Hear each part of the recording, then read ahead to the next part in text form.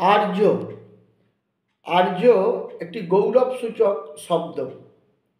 গুরু, স্বামী, জ্যেষ্ঠ, রাজা এদেরকে আর্য বলে সম্বোধন করা হয়। শাস্ত্রীয় মত বশিষ্ঠ বলছেন যে কর্তব্যং আচরণম কামং অকর্তব্যং অনাচর তিষ্ঠতি প্রাকৃতাচার যশ আর্য ইতি স্মৃত।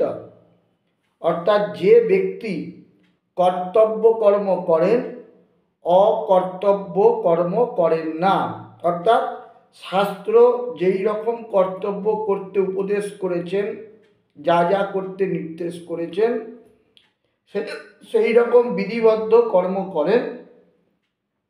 যেই কর্ম করতে শাস্ত্র বারণ করেছেন, নিষেধ করেছেন, সেই কর্ম যিনি করেন না, প্রাকৃতিক নিয়ম পালন যিনি করেন, প্রকৃত নিয়ম যিনি পালন করেন, তিনি হচ্ছেন আর্য। এই হচ্ছে আর্য শব্দের শাস্ত্রীয় ব্যাখ্যা।